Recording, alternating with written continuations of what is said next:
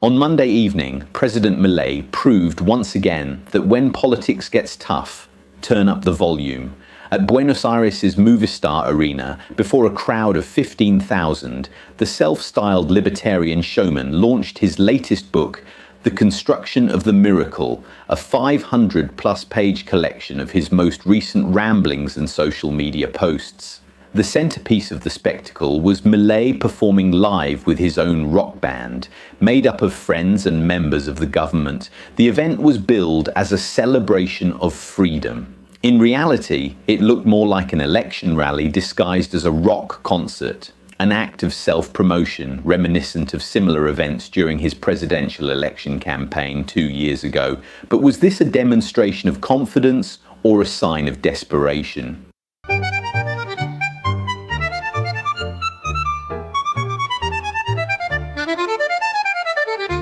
The timing was significant. With midterm elections just weeks away, Milei's approval ratings have taken a beating. His government is still reeling from corruption scandals, most recently the abrupt departure of Luis Espert after alleged links to a drug trafficker, and economic frustrations are rising fast. Inflation may be lower than a year ago, but living standards aren't improving. Faced with all that, Milei did what he does best: distract, perform, and try to dominate the headlines. The book launch itself barely featured. Instead, the president, clad in his trademark leather jacket, belted out Argentine rock anthems and even a Jewish folk song, all while mixing pop culture with political symbolism. Between songs, he referenced Donald Trump and invoked US conservative activists like the recently murdered Charlie Kirk. The crowd, many wearing the purple colors of his libertarian movement, lapped it up. The message was clear: Milei still wants to be seen as the anti-system rebel, even while sitting in the Casa Rosada. Milei's inner circle treated the night as a triumph. Ministers and deputies attended the event, and supporters called it proof that he remains in touch with the people, not a stiff bureaucrat, but a man of passion, music, and movement. But the broader reaction was less charitable.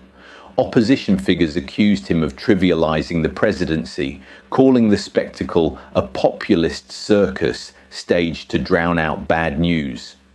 Even some sympathetic commentators questioned whether the line between campaigning and governing has vanished altogether. International media joined in the mockery. Italian newspapers, always attentive to Argentina's dramas, covered the event as a rock opera in the middle of a political storm. French and British outlets compared Milei's theatrics to the antics of other populists, leaders who prefer rallies and memes over policy detail.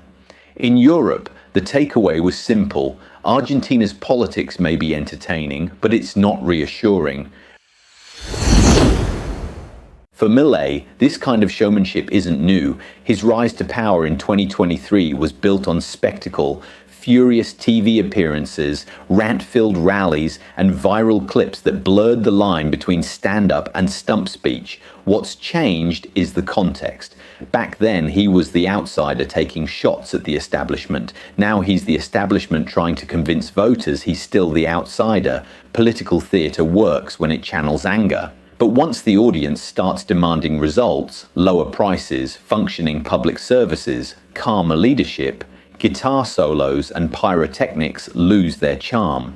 Analysts in Buenos Aires suggest that the rock star president routine is wearing thin, especially among moderates who once saw him as a necessary disruption, but now just want a bit of stability. Still, the strategy fits the modern populist playbook: keep the cameras rolling, dominate the conversation, and make every crisis a stage. When the headlines are about your concert, they're not about your scandals. Seen from abroad, the Movistar Arena performance feels like part of a broader trend, where charisma and chaos substitute for coherent policy. Theatrics become governance, Populists from Rome to Washington have used similar tactics, but few have done it with quite this mix of self-parody and sincerity. Milei seems to believe that by turning politics into entertainment, he can keep public attention and maybe votes on his side. Yet there's a risk in overplaying the act. Each new spectacle raises the question of whether there's anything left behind the lights. For Argentina, a country in economic freefall and political fatigue, the joke could wear thin fast. The rock concert may have won headlines, but it also exposed a deeper fragility, a president increasingly dependent on noise to cover the silence of results. In the end, Monday night's extravaganza wasn't just a book launch or a concert. It was a snapshot of Argentina's strange political moment. Power has become performance and distraction has become strategy. Whether you see Milei as a visionary or a showman, his latest act suggests one thing: governing in 2025 now requires a sound check. So what do you think? Is Milei reinventing political engagement for the TikTok era, or just proving that Argentina's presidency has officially become part of the entertainment industry? Share your thoughts below, and as always, don't forget to like, share, and subscribe. And if you want to support the channel, you can buy me a coffee in the link below. Thanks for watching, and I'll see you next time.